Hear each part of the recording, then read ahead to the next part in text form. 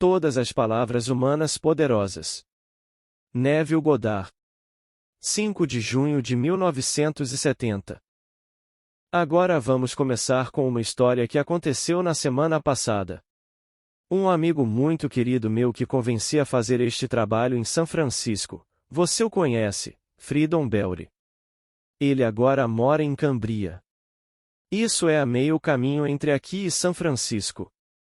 Ele tem uma paixão consumidora, que é a música.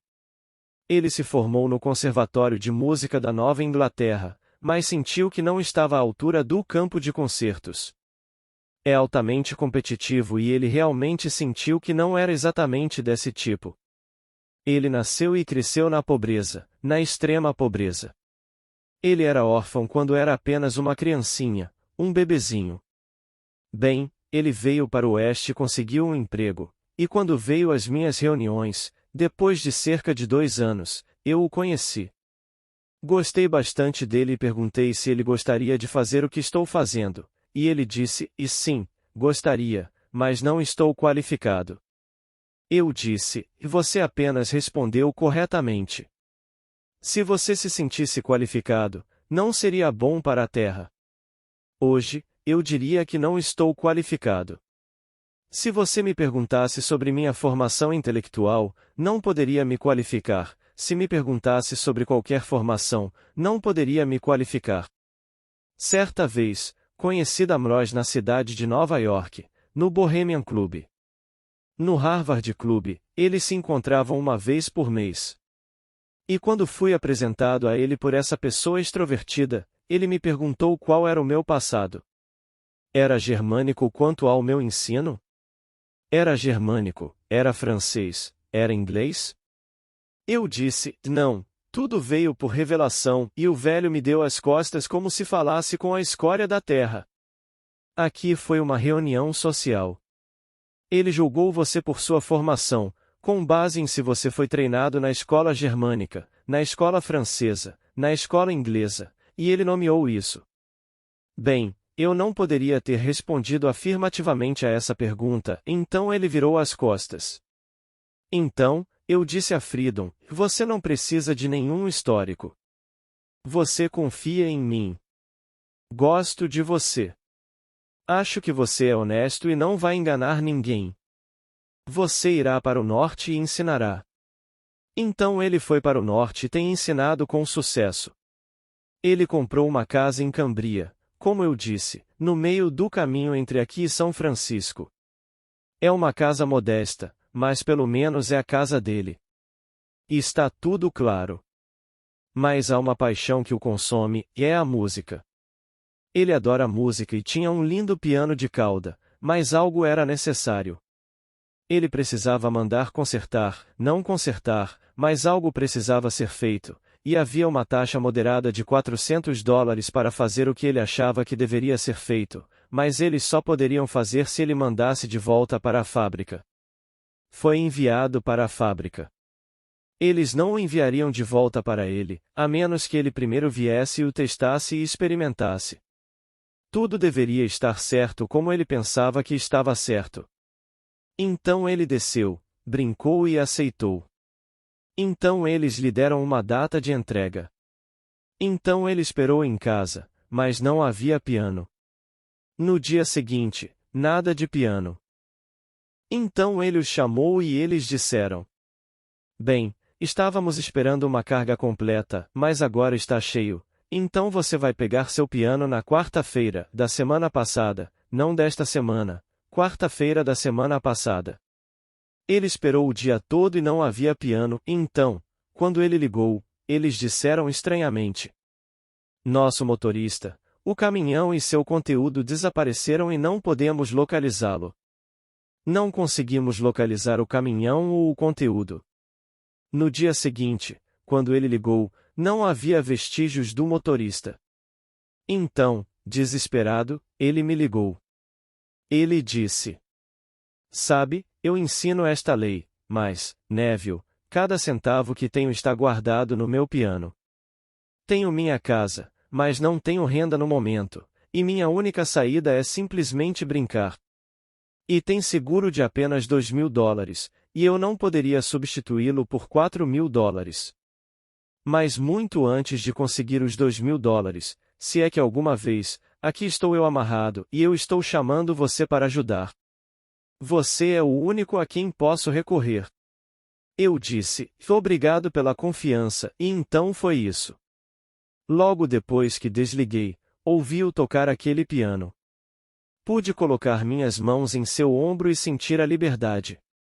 Eu podia sentir o piano, e ouvi esta linda música. Então, naquela noite, entre 8 horas e 10 horas, há um programa adorável que passa no KFAK, e geralmente é música de piano, mas é música adorável durante todo o dia, 24 horas por dia.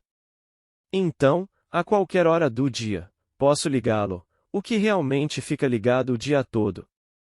E eu ouvi este glorioso concerto, e imaginei que Freedom o estava tocando, e simplesmente coloquei minhas mãos sobre ele e agradeci pela alegria que ele me deu ao tocar este concerto, e pude sentir o piano.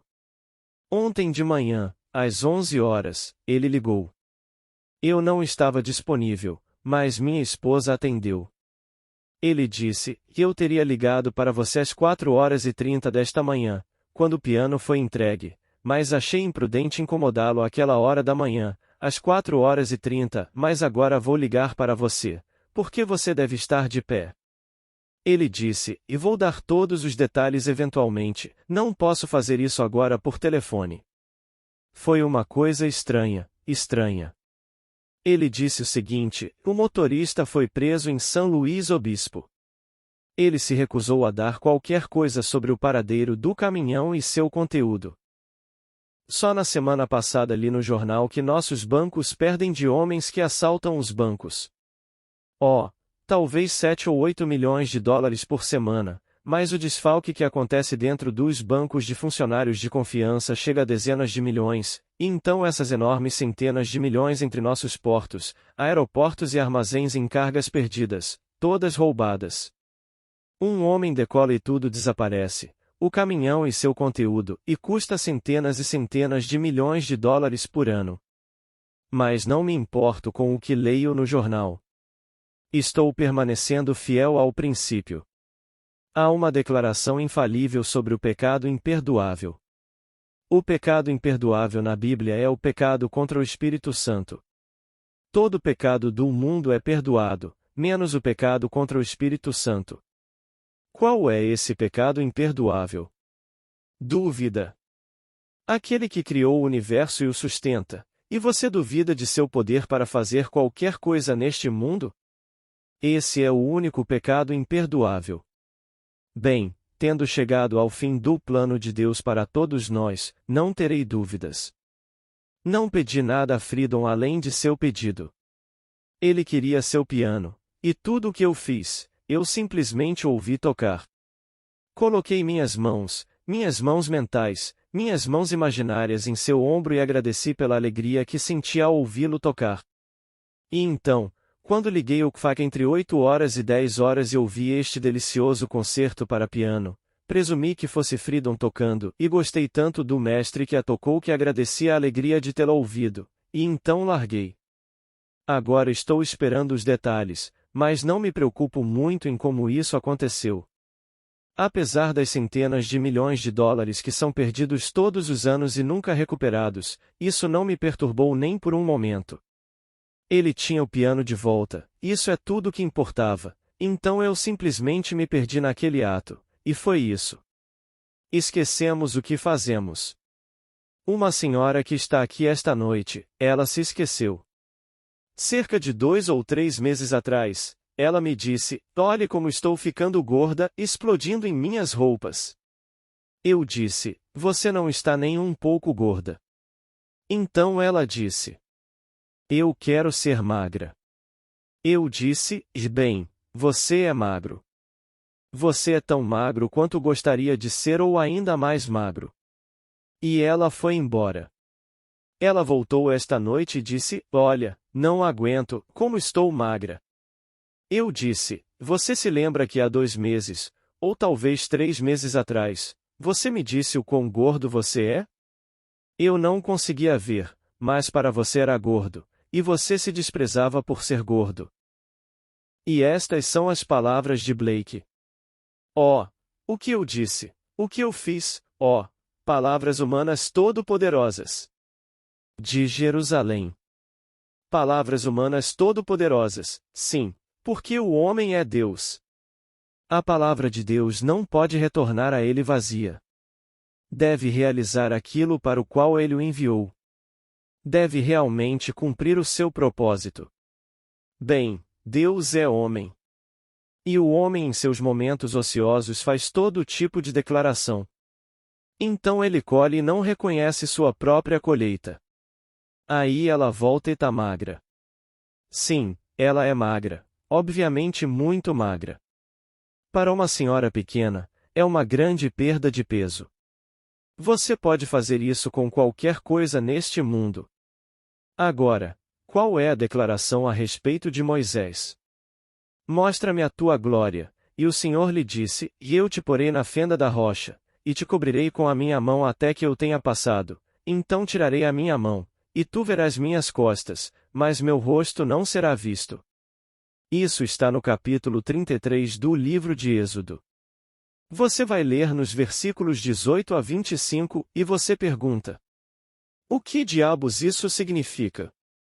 Bem, se você conhece o significado da palavra Moisés, que significa nascer, existe algo que está plantado na rocha, na fenda da rocha, que é nascer. Quando isso nasceu, então Deus levou seu propósito a um clímax. A partir de então, e isso é uma coisa estranha de se dizer, mas quero dizer cada palavra, você não avança a partir daquele momento, você retrocede. Você percorre todo o caminho de volta à fonte. Ele trouxe você para o clímax, e então você só vê a parte de trás agora até voltar todo o caminho, e quando você volta, você vê a face, a glória de Deus. Como nos é dito na segunda carta de Paulo aos Coríntios, capítulo 4. Eu acho que é o versículo 6, para. Eis a glória de Deus na face de Cristo. 2 Coríntios 4 versículo 6. Você nunca conhecerá seu rosto até que o veja no rosto de seu filho. Então, naquele poema de Browning chamado Saul.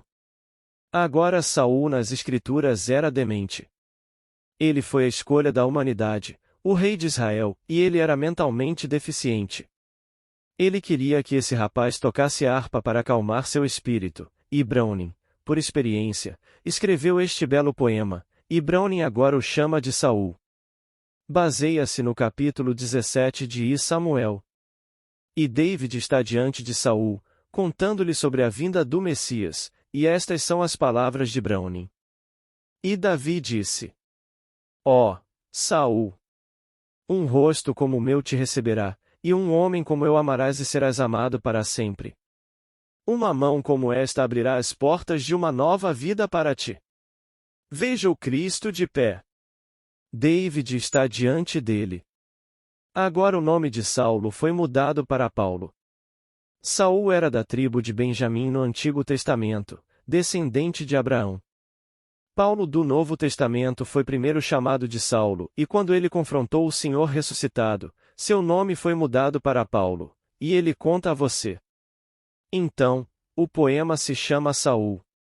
E aqui, diante da humanidade demente que não reconhece a própria prole, como a amnésia. Um rosto como o meu te receberá, um homem como eu, amarás e serás amado para sempre. Uma mão como esta abrirá os portões de uma nova vida para ti. Veja o Cristo de pé. Aqui está Davi, o Cristo. Ele é o Cristo, o ungido do Senhor. Assim, falamos nas Escrituras de o Senhor e seu Cristo, seu filho Davi, que o revela como o Senhor. Então Moisés não pode ver o rosto até agora, ele se move para trás, vê as costas.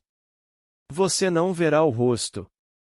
Assim, quando a história divina chega ao seu clímax no que é conhecido nas Escrituras como a ressurreição, então vêm esses 4 atos majestosos, que culminam na descida do Espírito Santo em forma corpórea como uma pomba. Agora, todos os evangelhos começam a mensagem de Jesus com a descida do Espírito Santo no batismo. Todos eles começam, porque os últimos serão os primeiros. Isso é o fim. Esse é o clímax. Então todos eles começam. No evangelho mais antigo, que é Marcos, ele começa com a história do batismo quando a pomba desce sobre Jesus. João, o mais profundo e o mais místico, começa com esta descida do Espírito Santo sobre Jesus. Chegamos agora a Lucas, e então Lucas faz a declaração sobre a descida do Espírito Santo em forma corpórea como uma pomba. Então ele entra e faz Jesus declarar que ele é o cumprimento daquilo que foi anunciado em Isaías 61. O Espírito do Senhor Deus está sobre mim, porque ele me ungiu para pregar boas novas aos aflitos, aos pobres, e proclamar liberdade aos cativos, e abrir as portas da prisão de todos os que são ligados. Aqui está um. Ele proclama que é o cumprimento daquele anúncio no capítulo 61 de Isaías. Agora ele volta. Leia a história, e todos os eventos, agora, voltem. Por quê? À medida que ele desaparece da vida, ele é enterrado em nós. Agora ele nos diz, e eu lhes disse todas essas coisas antes que aconteçam, para que, quando acontecerem, vocês acreditem. E agora seus corações estão perturbados porque eu disse a você, em pouco tempo vou deixá-lo. Mais uma vez, daqui a pouco voltarei. E assim seus corações estão perturbados. Mas eu te digo a verdade. É uma vantagem para você que eu vá, pois, a menos que eu vá, o Espírito Santo, o Espírito da verdade não pode vir, mas se eu for, eu o enviarei a você, e ele o conduzirá a todo o conhecimento e trará para sua lembrança tudo o que eu lhe disse. Quem, então, é este Espírito Santo? Ele é chamado o Espírito da verdade, e Jesus disse, e eu sou a verdade. É o Espírito do Senhor Jesus que entra no homem quando o Senhor visível desaparece do homem. Ele desaparece completamente. Ele é o professor e desaparece. Ele conta o que aconteceu com ele quando ele desapareceu. Para onde ele pode ir, senão de volta para o Pai? Não há outro lugar para ir senão para o Pai. Ele disse, saí do Pai e vim ao mundo. Novamente eu sou deixando o mundo e sou voltando para o Pai. Bem, onde está o Pai? O Pai está em você. Agora, ele é o Espírito no homem. Agora, o Espírito da verdade chamado Espírito Santo, contra o qual você não deve pecar, não duvide de seu poder para fazer qualquer coisa neste mundo. Ele trará à sua lembrança todas as coisas que eu lhe disse. Portanto, quem é o Espírito da verdade, senão o lembrador? Ele lembra. A coisa toda está feita. É por isso que posso dizer com ousadia, e a salvação está consumada. A redenção é perfeita. Ninguém pode falhar, porque o Espírito, o lembrador, agora está sepultado no homem, e ele não pode levá-lo adiante a Deus Pai. Ele te leva para trás. Então, ele surge em um ponto chamado despertar em você. No momento em que ele desperta em você, você nasce do alto. Eles são os dois lados da mesma moeda. Então ele leva você para trás. E quando ele voltar, agora você verá a face de Deus na face de Cristo, seu filho Davi. Davi é o ungido do Senhor, e você saberá como é sua aparência olhando diretamente para o rosto de seu filho chamado Davi. E Davi é Cristo. Tu és o Pai, mas vieste ao mundo. Agora ele faz a declaração. Eu e meu Pai somos um. João 10 versículo 30. Quem me vê, vê aquele que me enviou. João 14 versículo 9. Ele nunca me deixou. No entanto, ele faz esta declaração, que confundiu todos os sacerdócios do mundo. Meu Pai é maior do que eu. João 14 versículo 28. Você leu isso no capítulo 14 do livro de João.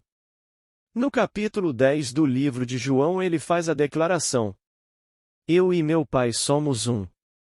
Agora ele faz as declarações, meu Pai é maior do que eu. O Senhor não é inferior quanto ao seu ser essencial, mas quanto ao seu ofício de enviado. Ele e o remetente são um, mas quando o remetente se envia ao mundo para contar a história da redenção, a posição do enviado é inferior à do remetente. No entanto, eles são um. Então, aqui, o Senhor Jesus Cristo não é inferior quanto ao seu próprio ser essencial, mas quanto ao seu ofício como enviado neste mundo. Então ele faz a declaração: quem me vê, vê aquele que me enviou. Eu e meu Pai somos um. No entanto, nesta declaração, ele mostra a você a diferença entre desempenhar o papel, o ofício do enviado contra o do remetente, e ainda assim o remetente e o enviado são um. Por quê? Ouve, ó Israel, o Senhor nosso Deus, o Senhor é um. Não são dois, mas são ofícios diferentes que o uno cumpre. Assim, no ofício do enviado, ele é menos, parece ser menos, mas não é verdadeiramente, em seu ser essencial, menos que Deus Pai. Assim, saí do Pai e vim ao mundo, novamente eu sou deixando o mundo e eu sou indo para o Pai. João 16 versículo 28.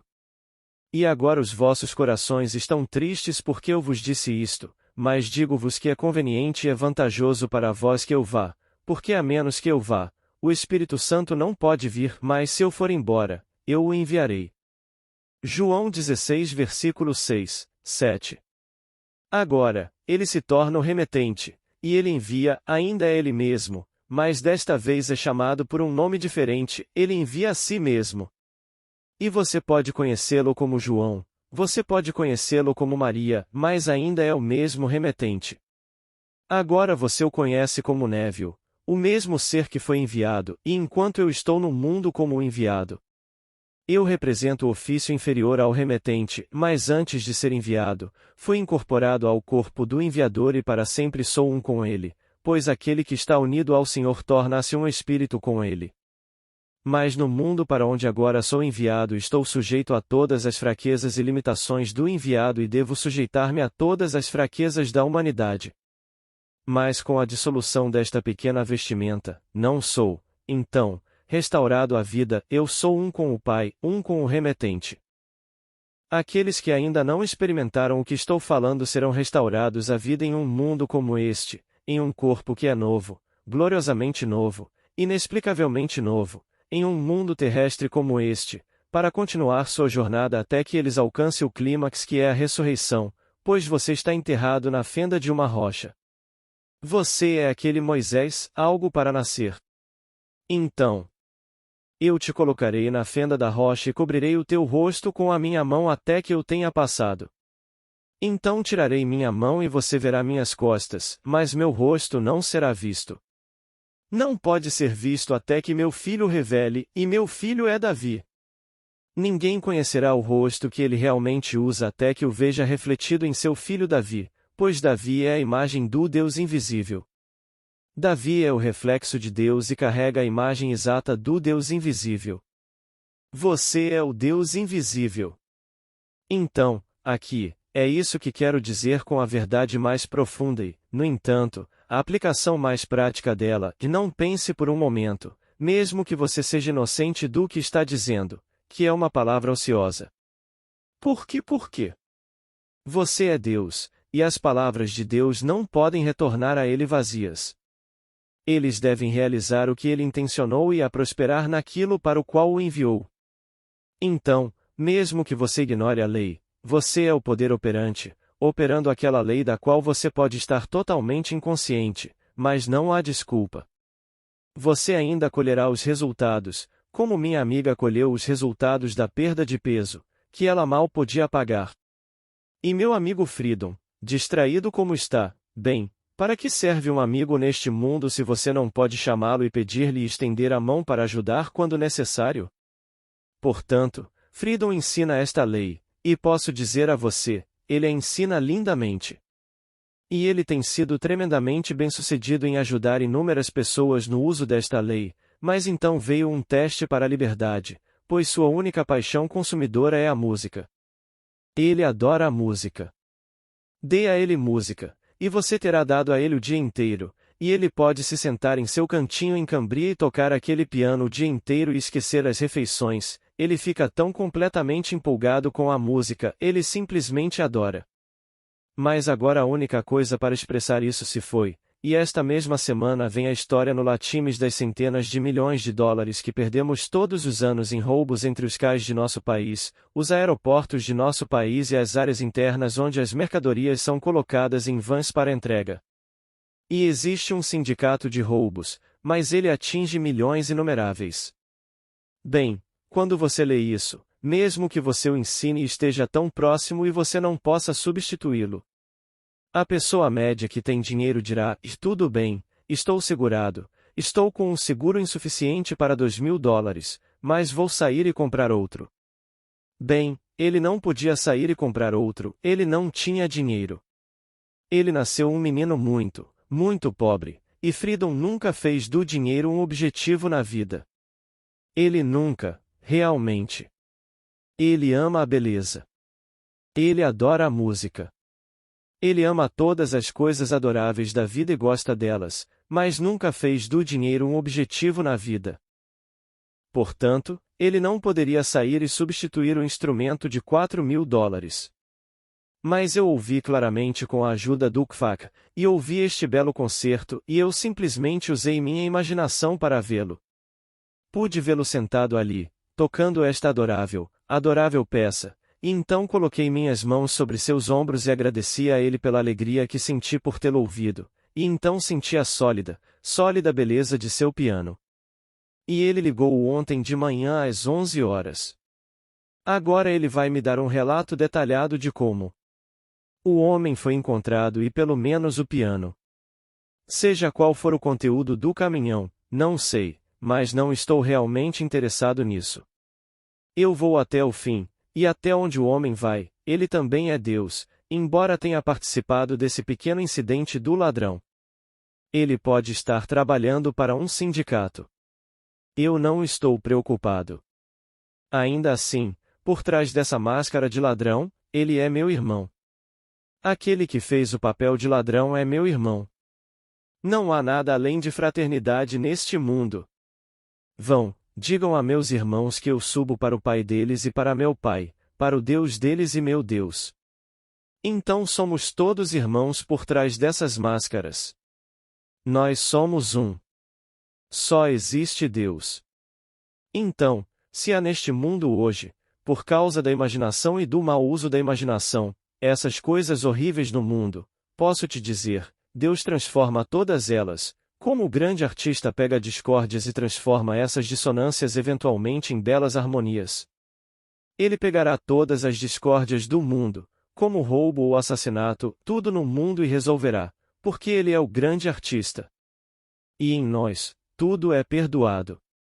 Aquele que fez aquele papel esta noite, ou aquele que roubou aquele caminhão e o conteúdo para embaraçar meu amigo, que não tem dinheiro para substituir seu grande amor. Suponha que aquele no sentido físico fosse meu irmão.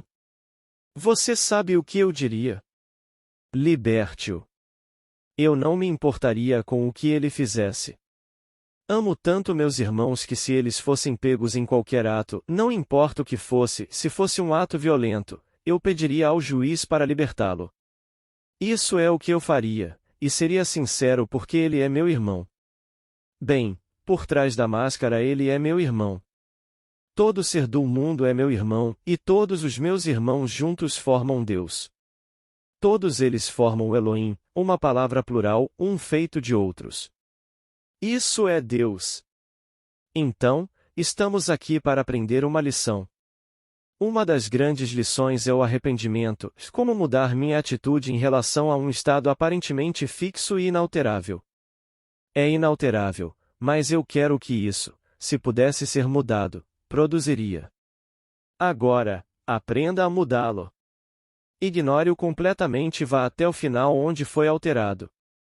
Então ele pegou o piano, talvez tenha vendido. Talvez ele o tenha queimado, mas vou ouvi-lo tocar o instrumento mais glorioso e aproveitá-lo.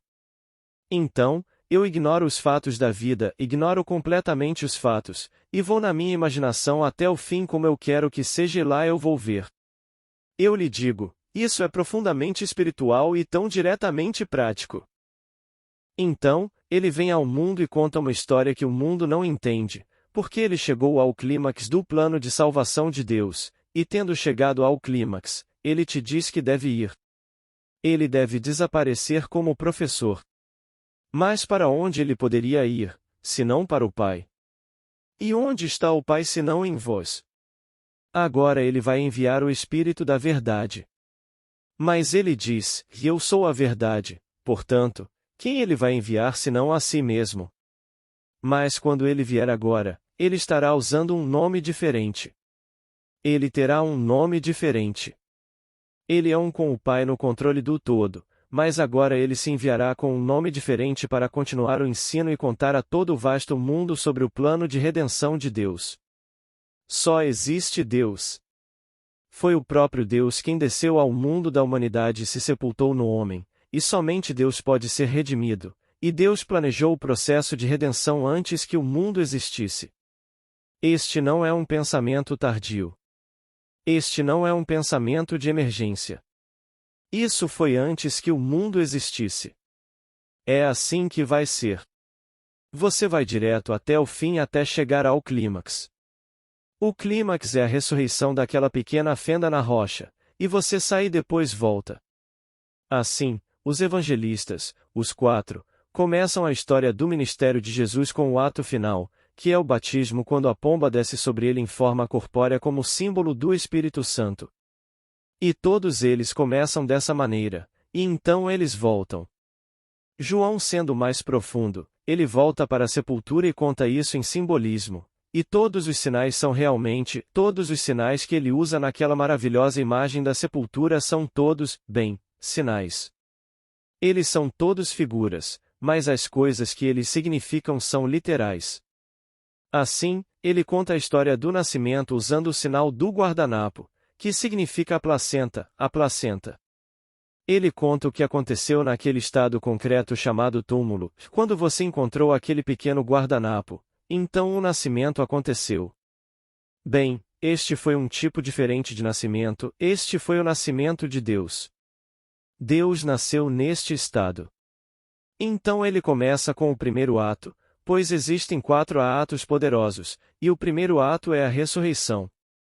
Alguns momentos depois é seguido pelo nascimento de cima. John termina com isso, mas ele começa com a descida da pomba.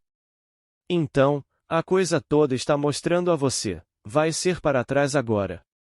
Então, nós o levamos ao seu clímax, e então a história divina acabou, e agora o grande Espírito de Deus, chamado Espírito Santo, nos leva para trás, não para frente, mas para trás, para onde? De volta à fonte, que é o seu ser, que é Deus, o Pai. Leva você de volta, e quando você voltar, apenas uma coisa no mundo pode convencê-lo de que você é Deus Pai, quando você vê sua glória refletida na face de Cristo. E Cristo é Davi. Essa é a história. Agora você se debruça sobre isso esta noite, você que o registrou. Jogue de novo e de novo e de novo. Não estou fazendo nenhuma declaração profética sobre quando partirei. Pessoalmente, não acredito que demore muito, mas não tenho dia, mês ou ano, eu não tenho, porque ninguém sabe quando ele vai tirar essa roupa, só quando eu terminar de fazer o que devo fazer. Devo contá-lo repetidamente, porque no meu caso já foi concluído. Chegou ao seu clímax com a descida da pomba sobre mim e permaneceu lá, e ainda está lá, o símbolo do Espírito Santo. Revestindo-se de mim para contá-lo, pois ele tem todo o conhecimento, não o conhecimento de como ir à lua, mas o verdadeiro conhecimento do mistério de Deus. Ele não está preocupado com todas as coisas da terra, ele só está preocupado com o propósito e o plano de Deus. E assim, ele me revelará, como fez, todas as coisas concernentes a sua palavra nas Escrituras. E ele o revela permitindo que eu o experimente, pois ele veio a mim aparentemente como alguém desconhecido. E então, de uma maneira estranha e misteriosa, ele permitiu que eu experimentasse quem ele é, em uma experiência singular na primeira pessoa, no tempo presente. Então, toda a história é o meu eu, voltando para tudo, pois era assim no começo, mas você avança para o clímax. Então ele para. O tempo para. E então você volta para a fonte, e aí você é Deus, o Pai. E no caminho de volta você conta enquanto ainda veste uma vestimenta que está em contato com as vestimentas deste mundo, porque quando você tira essa vestimenta, você perde o contato. Porque não entrarei em contato, pois minha vestimenta amanhã é aquela vestimenta que é perfeita. Onde quer que eu esteja, tudo é perfeito. Não há razão para qualquer discussão, pois esse corpo que você vai usar na ressurreição é um corpo perfeito. E nada está morto em seu mundo, nada pode ser imperfeito em seu mundo. Tudo é perfeito onde quer que você esteja. Esse é o corpo da ressurreição, e isso é mencionado nas Escrituras como o reino dos céus. Então, o reino dos céus não é um lugar, não é um reino, é um corpo. Então, onde quer que você esteja, vestido nesse corpo ressuscitado, tudo é perfeito. Mas aqueles que morrem antes da ressurreição aqui, e todos serão eventualmente ressuscitados, eles estão vestidos com um corpo semelhante ao que eles descartaram, só que esse corpo é jovem, inexplicavelmente novo, em um mundo terrestre como este, e eles continuar sua jornada. Eu realmente espero que você não esqueça, pois o único grande pecado contra isso é duvidar do poder deste lembrador. Pois quando ele entra em sua vida, ele é o lembrador. Ele se lembra de tudo o que Deus realizou. Então, quando ele realmente se lembra de tudo o que Deus realizou em você, ele o leva de volta, e você é o Deus que o realizou. A coisa toda se reencena em você por causa de sua presença interior. Essa é a história. Agora, vamos entrar no silêncio.